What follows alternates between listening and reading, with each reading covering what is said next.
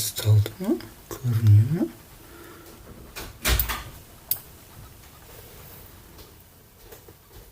Мен неге шығайын? Қазір стримге шығайын деп жатырмын.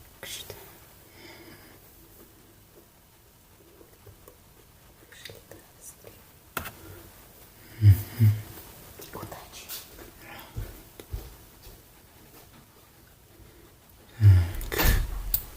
Қайырлы таң. Қалай бастай берсем бұны?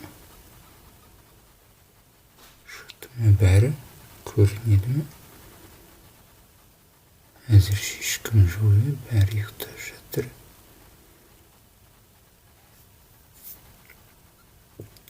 Қазір стримді қосып жазып көреміз.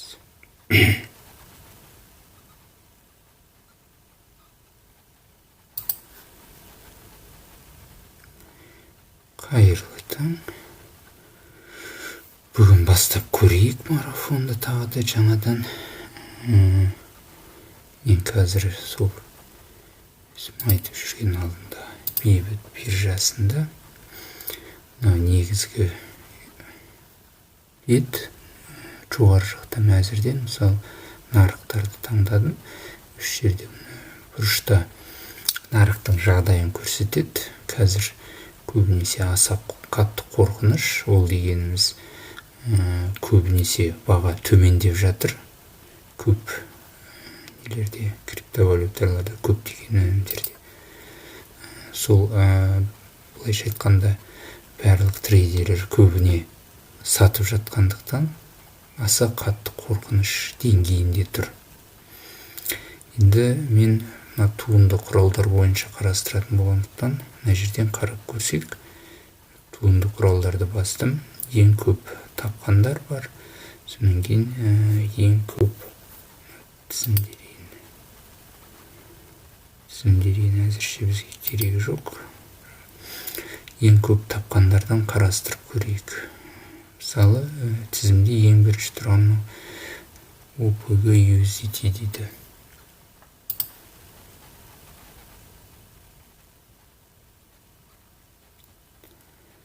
Мына жерде биржада жағдайын көрейік. Сонан кейін TradingView'ден қысқаша талдама жасап көрейік.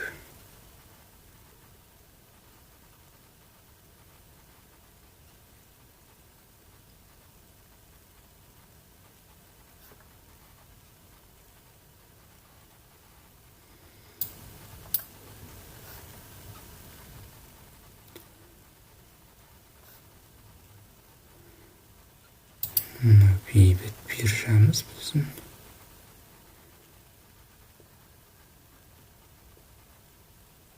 Бәрі неге ұзақ істеп жатыр?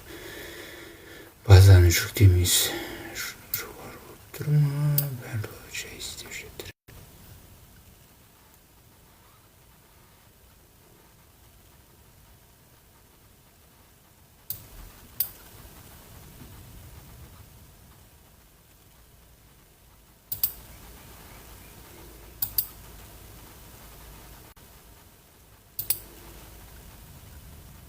Так, мені фонд өшіріп қой дейді ғой.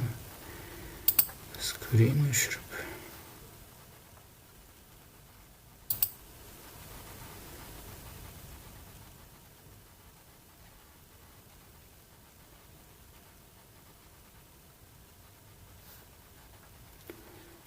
Содан ба жай істеп жатыр бәрі.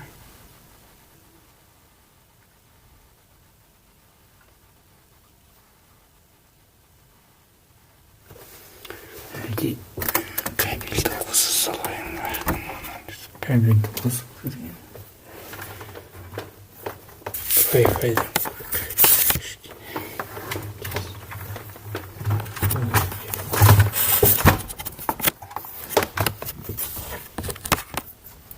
Все бәрі қатып жатыр.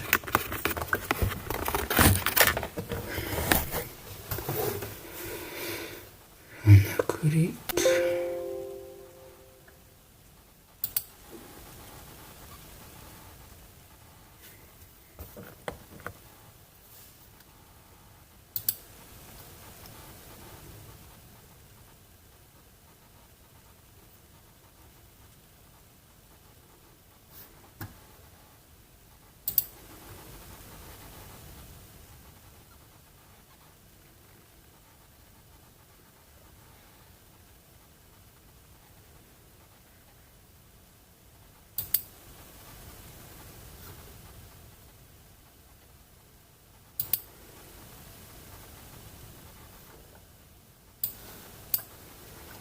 бәрі қатырып жатырмын түсінбеймін.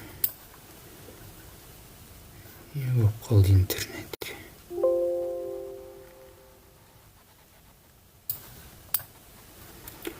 Интернетте бәрі қатып жатыр. Фон. Фон без фона деп көрсек. Фонды өшіп тастап.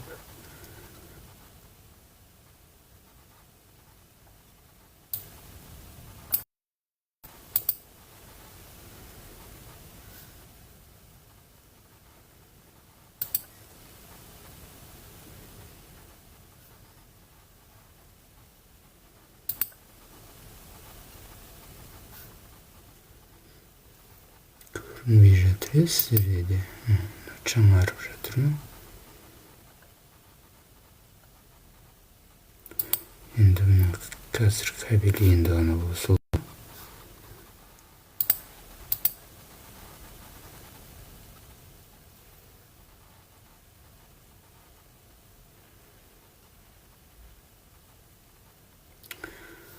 Әзірше трейдинг вьюді қарастырсақ.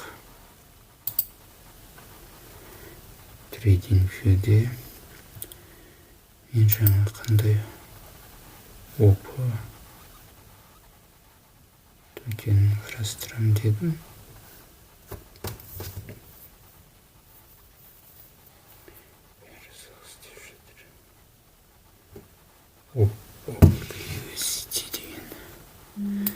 Трейдинг вьюде тізімге қосып көрейік алдымен.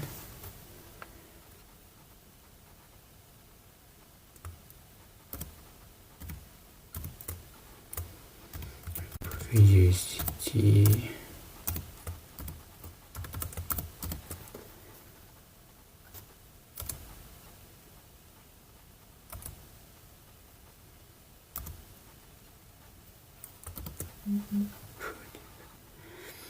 Біз туынды құралдар, мына перпетиялар контракт қосылды.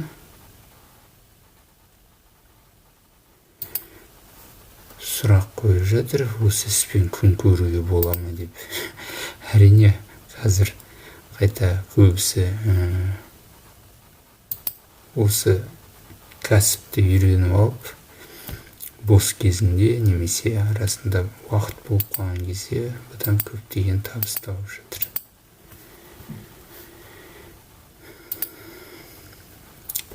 Негізі бұл біздің Қазақстанға тәуелсіздік орнағаннан кейін ғана келген шығар трейдинг. Әйтпесе, мысалы, Америка құрама штаттарында бұдан шамамен 200 жыл бұрын пайда болды бұл биржалар деген. Бізде биржа дегенді қазір ғана біліп жатқан шығар осындай. Мынау OPG USDT-ді қарасақ, бұл жаңадан шыққан криптовалюта екен. Әзірше бұнымен сауда жасау мен ойымша қауіптірек. Сол үшін бұны қарамау керек қой деп ойлаймын. Қиын ба, оңай ма? Енді қиыны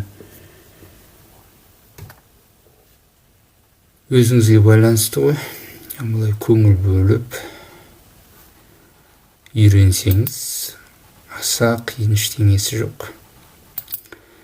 Мен бұлай тәжірибеде үйретемін да, теорияны енді шілі көп айтпаймын.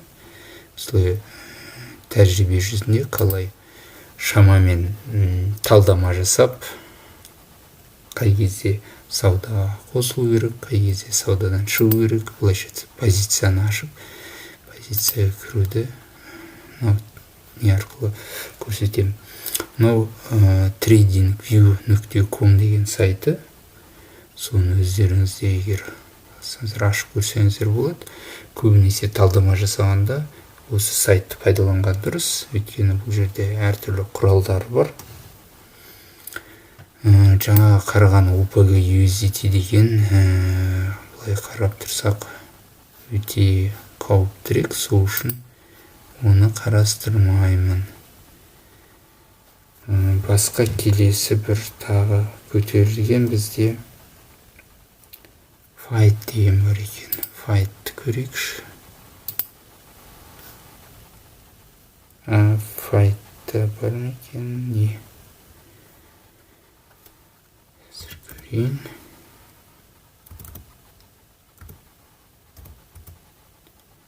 Fight'та да бар екен перпетуалар. Fight. Бұл жерде де мынау бізде кесте дейді, немесе график дейді. Бағаның өзгеруі жапон шамдары бойынша көрсетілген. Жасылдар ол баға көтерілген жерлер, қызылдар баға түскен жерлер. Әзірше күндікті қарасақ, аздап көтеріліп жатқан сияқты баға. Енді бірінші кезекте біз нені қараймыз? Бұл токеннің айналымы соңғы тәулікте 1 миллион ғана екен. Қаншалықты бұнымен сауда жасауға болады? Мына кезінде шарықтаған екен баға. Сонымен қазір әзірше жинақтап келеді. Бұл да онша келмейтін сияқты. Тағы келесі қандай бағында екенді көрсек болды. CKS деген бар екен. Айналымы көп екен. Сол CKS-ті көрейін.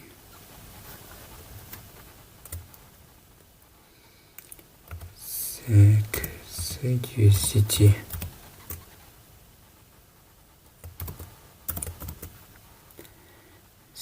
USDT.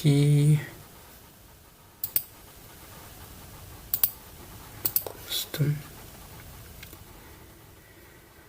Бұл жерде қарасақ, көптен бері айналымы төмен болып келген. RSI несі бойынша баға тіптен деңгейден де төмен болған.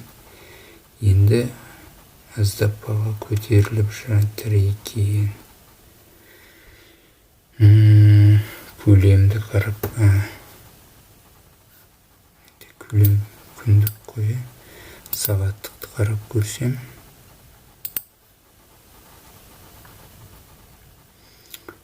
Бір сағаттық көлем, сағаттық график па, кесте.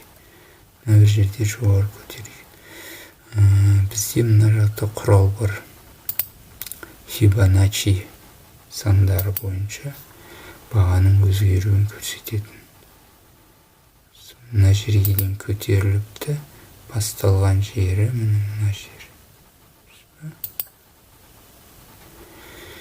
Осы Fibonacci сандарымен қарасақ, бірінші 786 деңгей, 118, 505.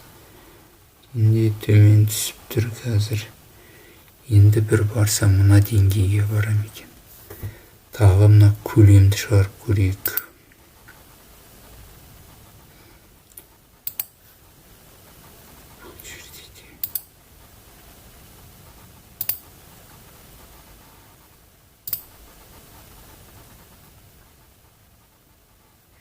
Көлемдер.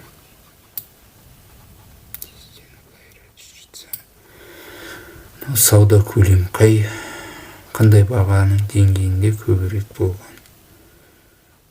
Сол жерде көтерген кезде болған. Қазір енді баға түсіп жатыр. Мына деңгейге түссе, одан қайтып жоғары көтерілу. Тағы мына бізде динамикалық көлденең сызықтар. Горизонтальный линия деген бар. Магнит қосайын. Жоғарыдан. Мына бір жерде қайда бар екен. Шамамен осы баға тұстар. Бұл көлденең сызықтар дегеніміз баға қай жерлерде көбінесе кідіреді. Соны көруге болады. Көлденең сызықтар бойынша. Енді 1 сағатта бірден көтерілді да бір деңгейде тұр екен. Графикте қалай екен? Бейбіт биржасында.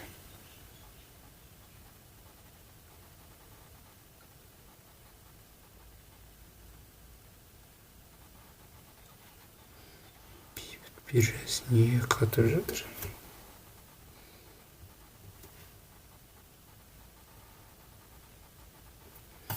Тағы мынау трейдинг вьюде мерге өзіме криптовалютаны қосқаннан кейін қысқаша техникалық талдама жасап бере алады. Соны қарауға болады. Бір күндік не бойынша айтады, сату керек дейді бұл токенді. 4 сағаттықта алу керек дейді. 1 сағаттықта алу керек. Орташа мына жаға алу керек дейді. Бір апталықта не дейді екен? Бір апталықта сату керек дейді.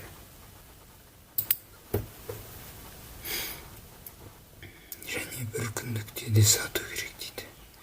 Сонда жоғарғы деңгейлер бойынша талдама бойымен сату керек сияқты. 4 сағаттық пен 1 сағаттықта алу керек. Қалай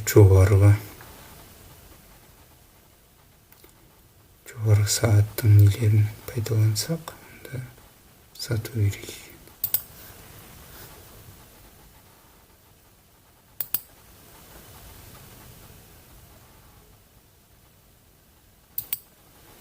ЗКС-ті ашып көрейін. Сөйтіп онда сатуға қосылайық. Сатуға позиция жайық.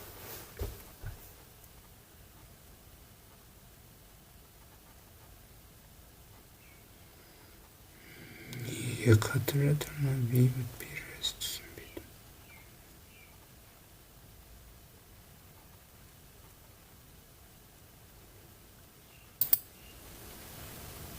Бәрі қатып жатыр. Интернет жылдамдығы жеткілікті болып тұрса да,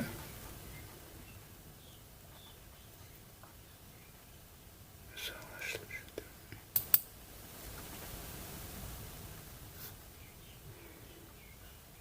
Бір свечамен көтерген, жаңа бір шаммене.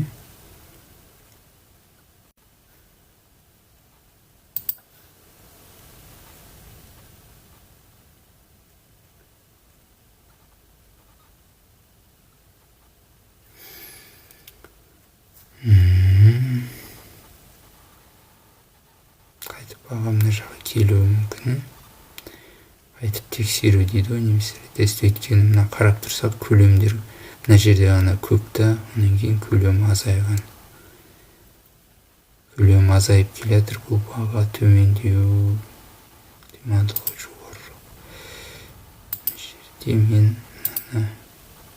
екі бағытқа ауыстырып алайын.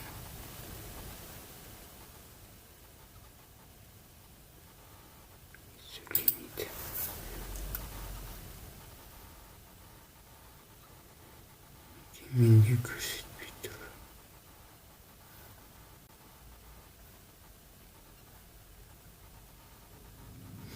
Мәмілелер кітабының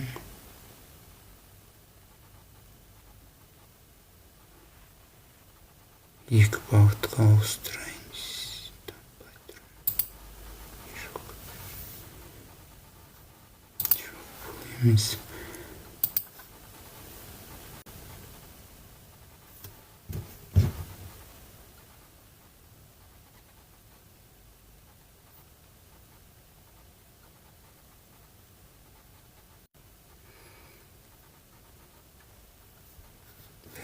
Ұзақ батып жатыр, неге екен?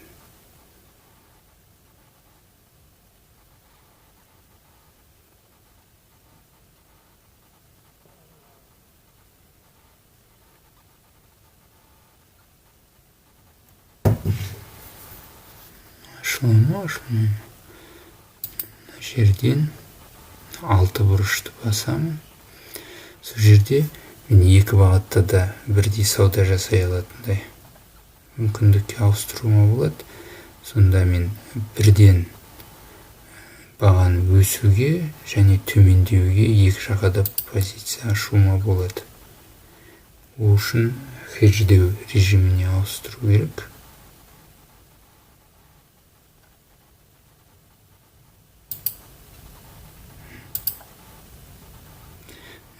Марж режимі міне бір жақты деп тұр. Соны хедждеу режиміне өзгертіп қояйын.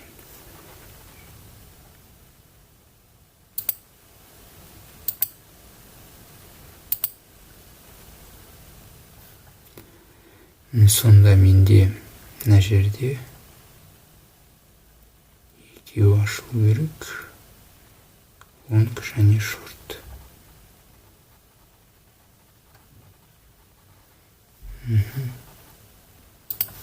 Ауысты тексеріп.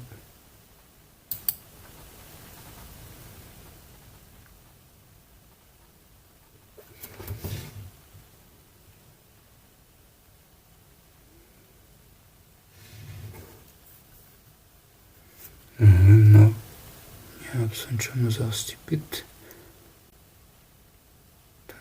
Адамдар көп емес еді. Қатып жатыр енді. Мына жерде сұрақ болыпты, үйрену үшін қанша уақыт кетеді.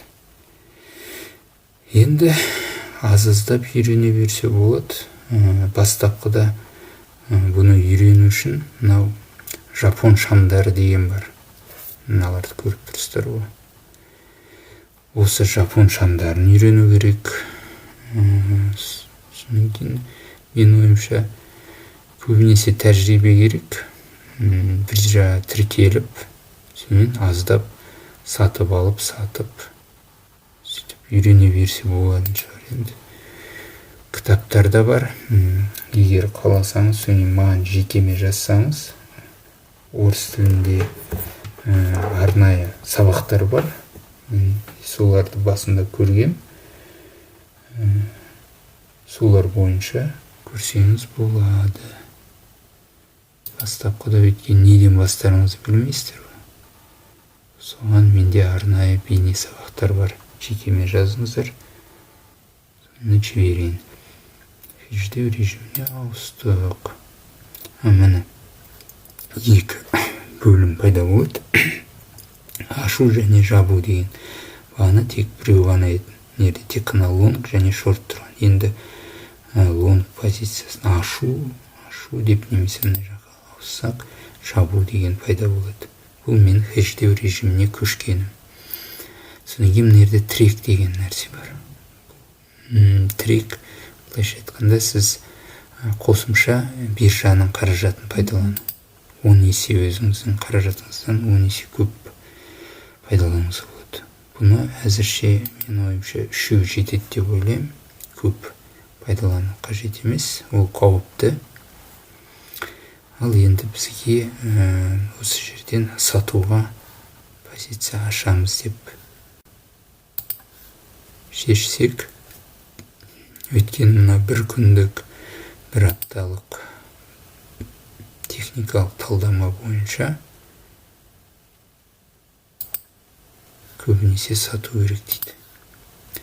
Жарайды, онда сатайық.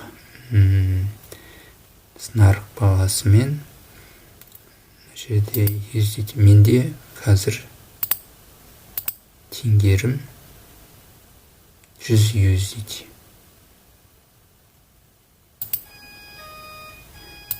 Бассақ.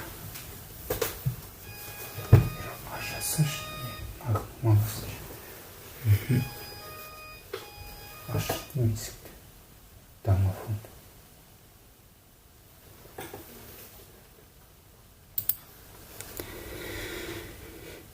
Енді осы жерден тағы да қатып жатыр.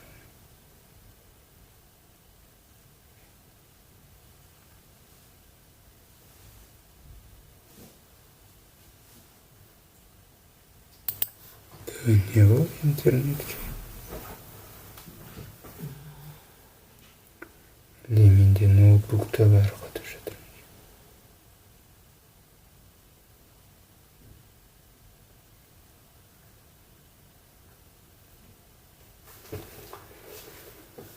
Азитса шу ойын болды.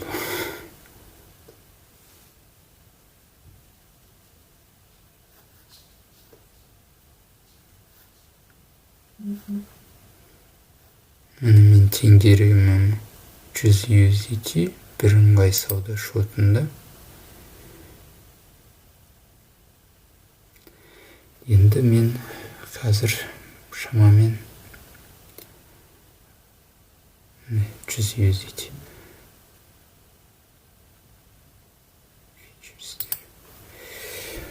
Қаншаға кірсем екен?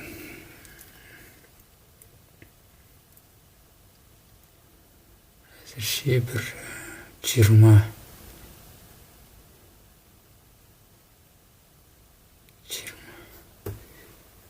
$14 дейді ма? Байбитте. Енді фьючерстен көрсеңіз болады, енді $14 аздау шығар. Сонда да директ пайдаланып, қауіпсіз, Саматтың сұрағына, қауіпсіз позицияларды ашып, мүмкін көруге болатын шығар. Негізі Bybit Global'ды былай сауда жасауға пайдалануға болатын шығар. Бірақ теңгені онда жіберу, немесе ол жақтан шығару кішкене қиындау. Сол үшін мүмкіндігінше Bybit Қазақстанды тіркелгеніңіз дұрыс. Қалай тіркеліп не ол керек болса, кеңестер Bybit Қазақстанда. Маған жекеме жазыңыздар. Мен айтпақшы, Самат Bybit Қазақстанда тіркелсеңіз, бірақ бұл жерде әрине бастапқы бір жарна салсаңыз $100 көлемінде. Қазір олар қосымша $20 көлемінде сыйақы береді. Менің осы арнамдағы бейне жазуларды көрсеңіз болады, немесе кейін маған Bybit Қазақстанға аударуға болады. Кәдімгі немен криптовалютаны аударуды білесіз ғой. Бірінен біріне, жаңа не бойынша ішкі аударым болған кезде, мен ойымша қателеспесем, комиссияда жоқ. Алдымен Bybit Қазақстанда тіркеліп аласыз. Сол жерден өзіңіздің жаңа қандай токенде тұрса, USDT болса, USDT-дің адресін біліп алу керек. Қай блокчейнде жұмыс істеп тұр, соны біліп алу керек. Сөйтіп, сол жерден соны көшіріп аласыз да, Bybit Global'дан сол адресті көрсету арқылы аудара салсаңыз болады. Біздің бүгін не болды біздің сайтқа?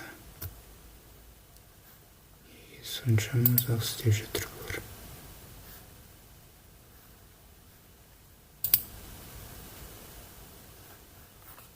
Жүрмеді оны.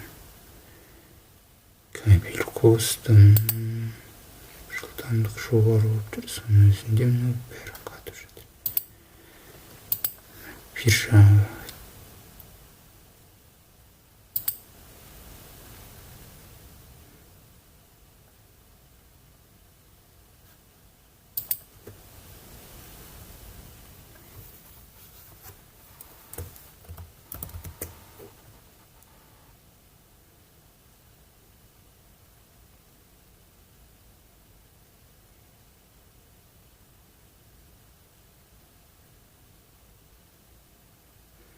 ашу өз қиын болу.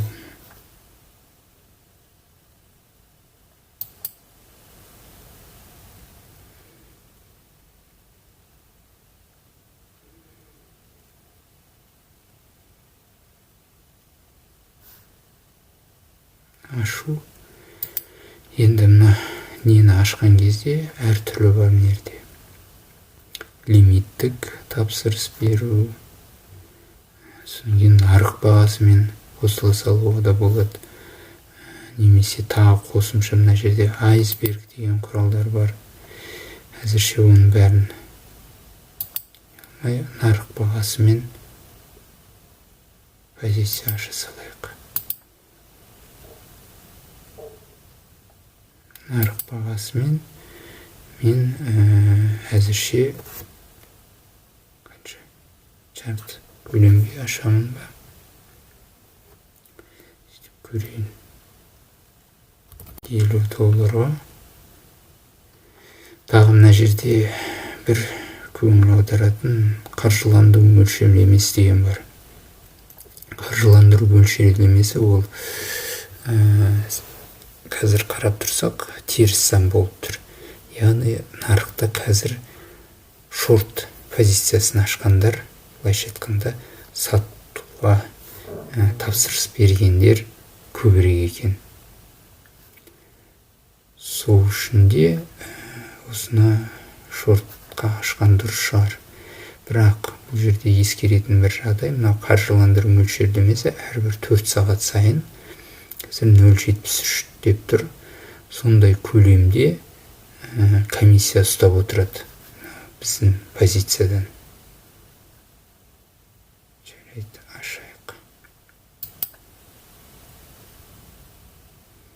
Бұл дегеніміз не үшін олай жасайды биржа? Өйткені шорт позициясын ашқандар лонг позициясын ашқандарға комиссия төлейді. Егер қазір осы уақытта кімде лонг позициясы ашық тұрса, оларға осы көлемде қайта комиссия беріп отырады. Енді бұл әрине өте аз, қазіргі уақытта енді азырақ шығар. Ол үшін сол қаржыландыру мөлшерлемесіне болы лонг позиция ашпай ақ қояйық. Енді мына жерде позиция менде ашылды. Төменде позиция ашылды деп тұр. Көлемі 49.95. Енді қазір баға аздап төмен кетіп бара жатыр. Төмен кеткен сайын мынау табыс плюс көрсетіп тұр.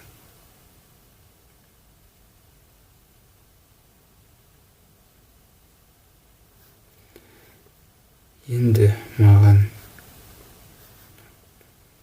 биржа қатты оны неге бүйтіп қатып жатыр? Түсінбедім. Енді қай жерден шығу керек деген сұрақ туындауы мүмкін сіздерде. Мынау Фибоначчи деңгейлері.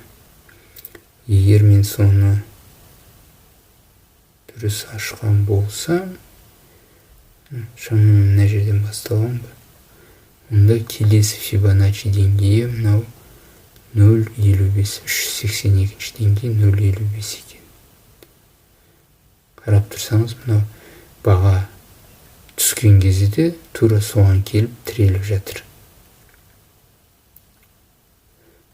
Көбінесе талдама жасап сауда жасағанда бірінші кезекте мына көлемге қарайды, екінші кезекте осы Фибоначчи сандары бойынша бірінші бір тұр, мына жерде 786, 618, 5, 382 осы сандар тұрған жерлерге баға кідіруі мүмкін. Егер ұзағырақ кідірсе, онда қайттан жоғары кетуі мүмкін деген әрқашан болжам бар. Көп трейдерлер осы Фибоначчиді де пайдаланады деп ойлаймын. Және төменде мынау әр сағаттық көлемді қарасақ та, мына жерде бір бағаның кезінде көбірек болған. Енді қазір алдыңғы түскенде бірден мына жерге қарап тұрсаңыз тірелді да осы сызыққа. Содан қайтып артқа қарай атқылады. Сөйтіп жабылатын кезде мына жерден жабылыпты. Енді қазір келесі төмендеп жатыр. Сол енді кем дегенде әйтеуір мына бағаға дейін келетін шығар деп. 0,55-96. Жеткенде мүмкін 0,56-ға қойса да болатын шығар. Біздің тейк профитті. 0,56-ға келу ықтималдығы бар деген сөз. RSI бойынша да біраз қатты қызған баға мына бір жерлерде. Ол да төмендеп келе жатыр.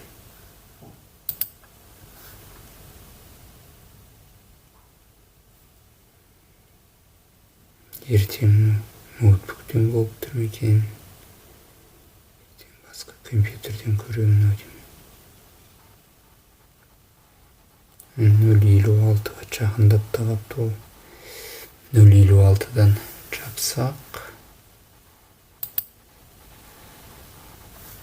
бізде қанша болады?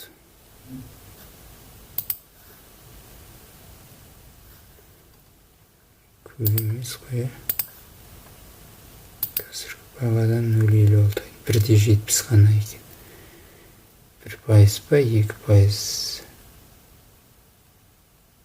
берсек 50 цент, 50-60 цент ғана пайда табасыз. Одан кейінгі төменгі деңгей мына 236 деңгей.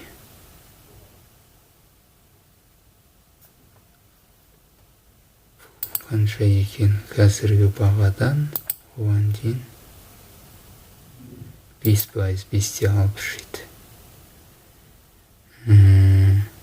Мүмкін соған қойсақ та болатын шығар. 0,534 деп па? Сол жерден позицияны жабамын деп.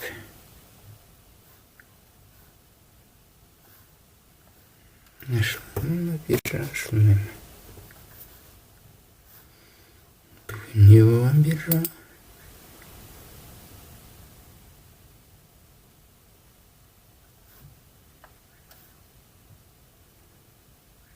Ұзақ жұмыс істеп кетті ғой.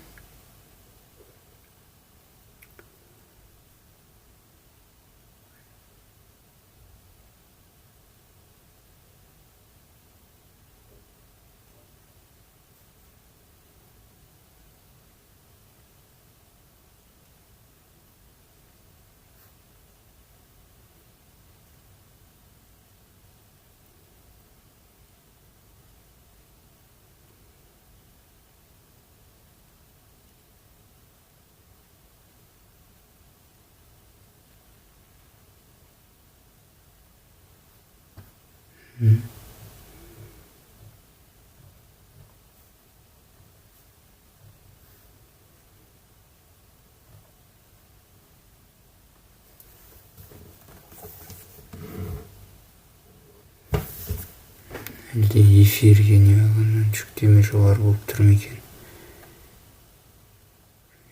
Не? Мына енді TradingView.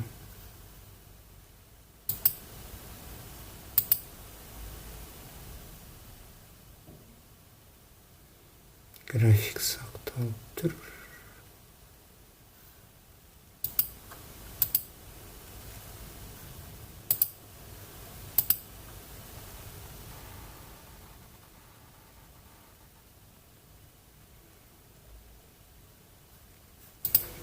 TradingView'ді жауып тастап көрейінші.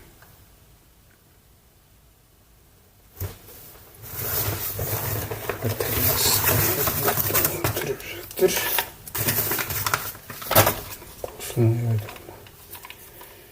Take profit'ке қояйын деп едім.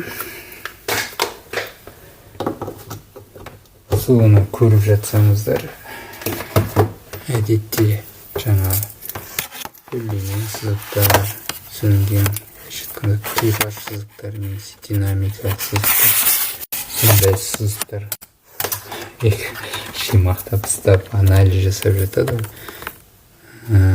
Соның бәрін қарап тұрсақ, ненің өзі де жасап береді екен бағана TradingView сайтын. Айттым ғой. Жерге жазып жіберейін.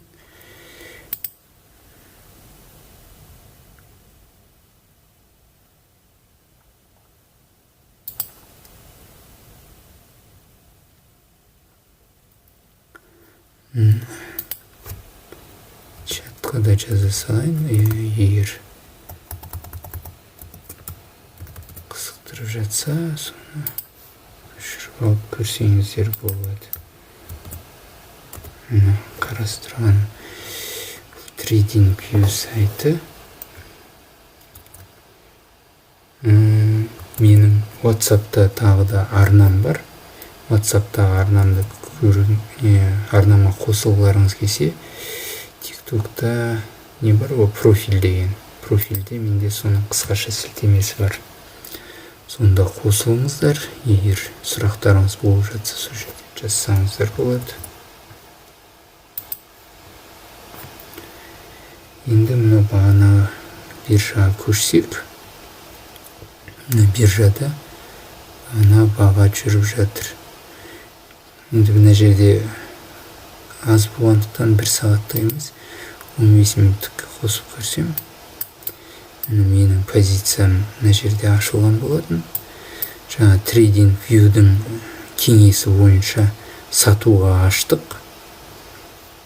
Соның кеңесіне сүйенсек те болады екен дегенім сол. Шимақтап нені графикті сызып жасудың қажет жоқ, өзі-ақ жасап береді.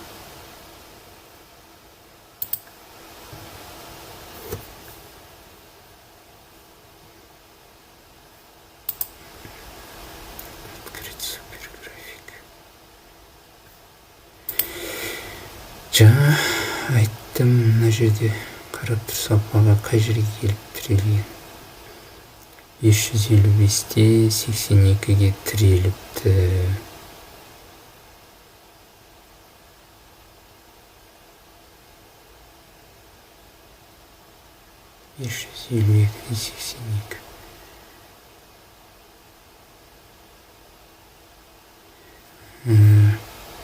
Көтерілу онша көп емес. Бағана мына деңгей бойынша айттым, баға мына жерге келетін шығар деп. Бұнда шамалы жоғары қойсақ 54-те. Бұнда 54-те жабамыз деп ордер қоя салайық. Мына жерде ТП деген бар. 0,054-те жабылсын. Мен 3%, оны 15, бұлай негізі 5%. Сонда маған келетін табыс $2.80 екен. Жарайды деп растаймын. Мына жерге қойды. Сонан кейін енді баға кейде артқа қарай кетуі де мүмкін.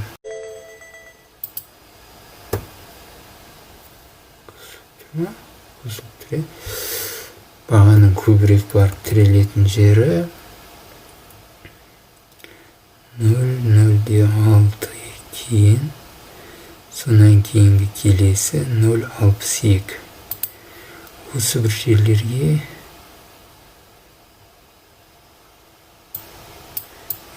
орталандыруға қойсам болады. Яғни 0,6-ға бір тіреледі. Сонан кейін 0,65.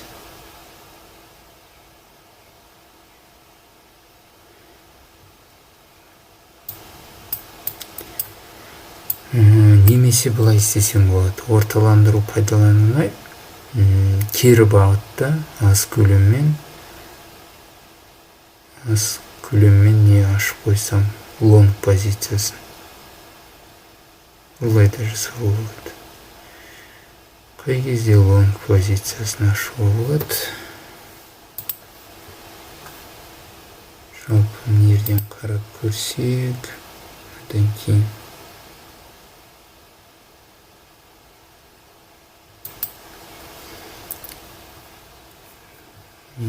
динамикасы сұрамады ма?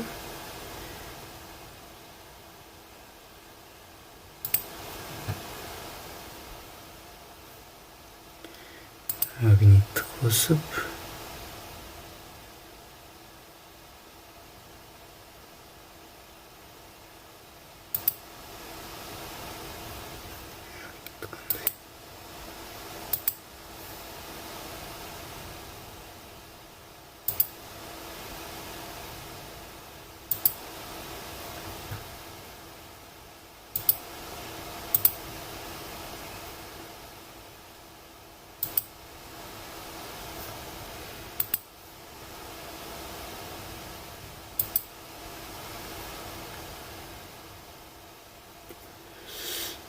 керісінше сауда жасаймыз ба, жасамаймыз ба?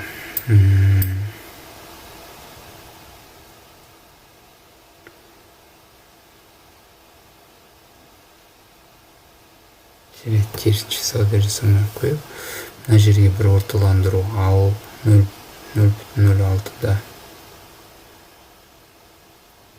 осындай көлемде қойсақ, бұл жерге дейін бағаның айырмашылығы қанша екен? 4, 5. Осының үстіңгі жағына қояйықшы. Ең 61 ме? 60-да 606.